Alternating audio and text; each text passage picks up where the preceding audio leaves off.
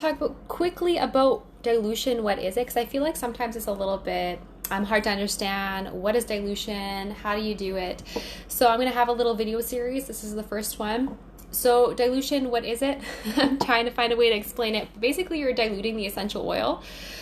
So it's not fully concentrated. So I'm going to give you guys an example, like a real life example, not related to oils and how I dilute certain things. So I'm about to have a glass of juice, and my juice, when I drink juice, generally I don't drink it as 100% concentration, which would be 100% dilution rate, because there is there is no dilution. I usually like to have my juice kind of like 90% water and 10% juice, just because I love water, but sometimes it's kind of bland without it. So I'll give you an example of how I drink my water or my juice diluted. I am going to put about 10% of my juice. I'm sorry if this is kind of over, like people already know this, but let's say I put about 10% of juice and then I fill the rest with water. That would make it a, hi Joy, that would make it a 10% dilution rate of juice. 10% juice, 90% water. So, and if I wanted to put more, I'd put more juice and it would be a higher concentration rate. So right now I'm gonna put the rest of my water. Feels kind of like a silly example, but I'm hoping this kind of helps people understand it if it is kind of a hard one. Hi Jamin. So now I have my 10% juice because I like my water with a little bit of juice in it for flavor. But now I'm going to talk about essential oils. So essential oils is kind of like the same concept, except we do not want to dilute essential oils and water. Essential oils and water don't mix, right? So how we'd properly dilute an essential oil is that we grab the essential oil and then we dilute it with carrier oil. So sometimes people will do this right on the spot. They will grab some carrier oil. So for me, I have some jojoba oil. It's a big bottle. I'm an aromatherapy student, so I go through a lot.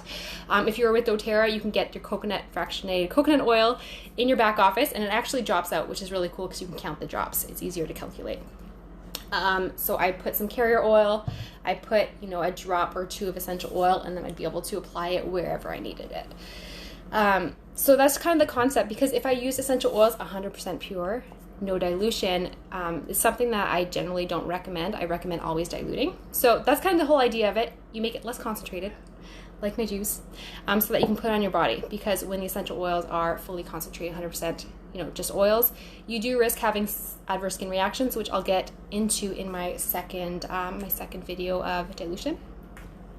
So another way you can dilute your essential oil is you can make like a balm, or like my whipped body butter, if you've ever seen it. And it kind of dilutes the oil, because essential oils and carrier oils, essential oils and butters, essential oils and I'm trying to think of other things, but yeah, like butters, carriers readily mix and make it just like my 10% juice. So if it was a 10% dilution rate, it'd be 10%, but this is actually a 2% dilution rate. Hi Ashley. Other ways that you can have it readily already diluted, so that if you're on the go, you can just apply it, is that you can have different roller balls. So you will see I have a roller ball here. It's empty, but I would have a little bit of essential oil. Usually it's about like a 2%, 3%, maybe 5%, depending on what I'm using it for, maybe a 1%. And then I fill up the rest with essential oils. Or sorry, not essential oils, carrier oils. So a little bit of essential oils, fill the rest up with carrier oils. So then it's diluted to the percentage I choose, which I'll get into how to figure out which percentage is how many drops in a later video. But yeah, so I have that also here. I made a reused bottle into a roller ball. This one is actually 10%. It's really rare that I use 10%. It's just if it is like really strong muscular issues I want to deal with. This one's at a 5% peppermint, but my rest are usually at like, a 3-2%, depending on what I want. So I'm hoping that makes sense for dilution. What are dilution rates? And then I'll get into why dilution is important in my next video, and then after that, how to, calculate dilution rates. So hoping that makes sense. Hoping this is short. See you guys, bye.